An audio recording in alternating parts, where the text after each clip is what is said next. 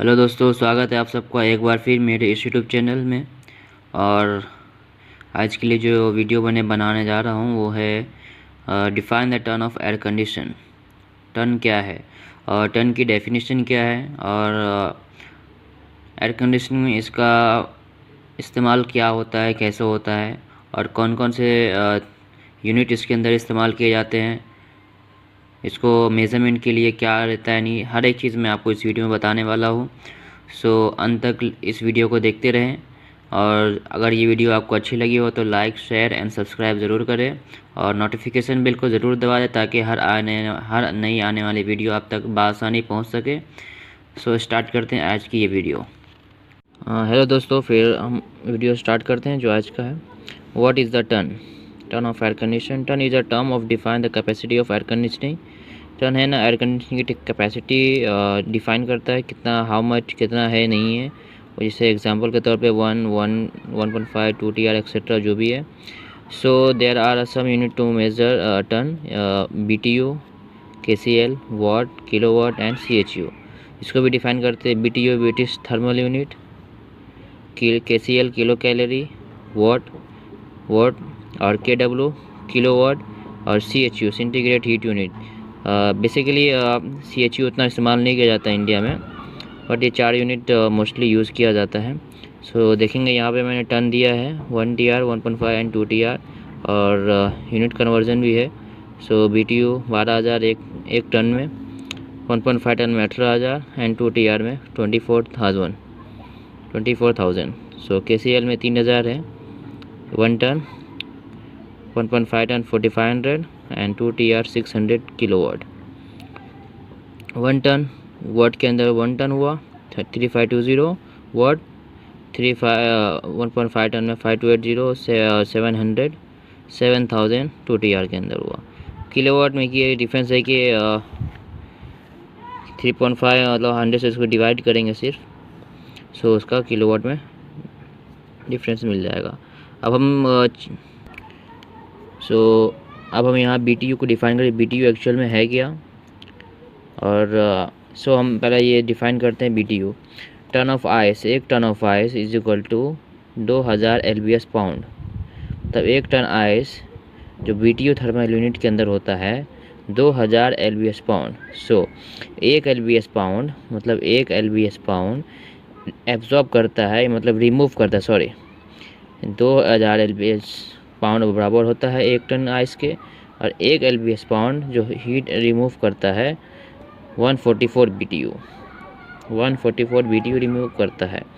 सो इसी हिसाब से देखते हैं।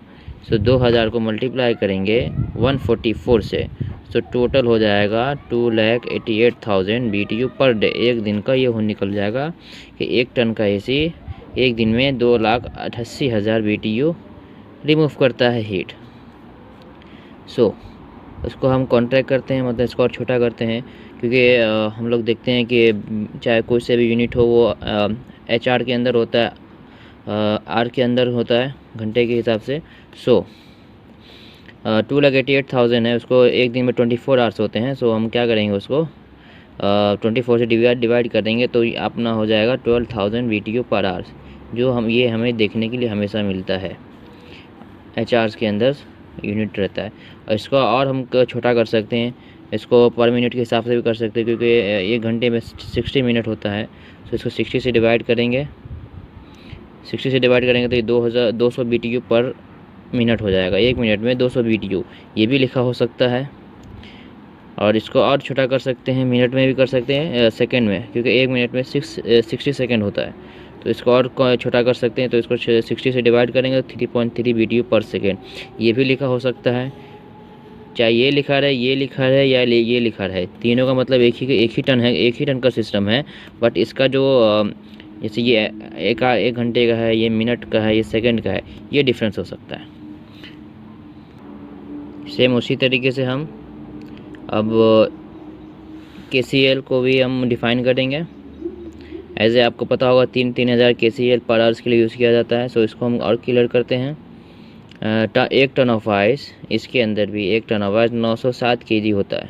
1 टन आइस 907 kg जो इंडिया में यूज़ किया जाता है। 1 kg ऑफ आइस, 1 kg जो आइस वो कितना हीट एब्जॉर्ब करता है,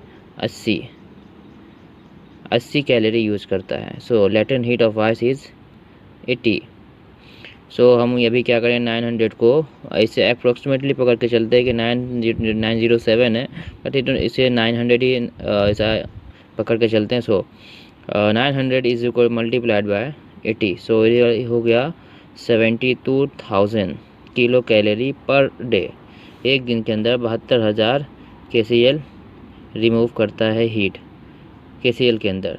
सो इसको भी हम और छोटा करेंगे, 24 से डिवाइड करेंगे तो ये हो जाएगा 3000 किलो KCl पर आवर। यही हमें देखने को मिलता है, पर इसका और छोटा, इसको और इसको भी छोटा कर सकते हैं। 60 से डिवाइड करें तो ये 50 KCl हो जाएगा पर मिनट के हिसाब से। इसको और छोटा कर सकते हैं, 60 से डिवाइड करें तो 0.83 हो जाएगा, 0.83 हो जाएगा KCl पर सेकेंड।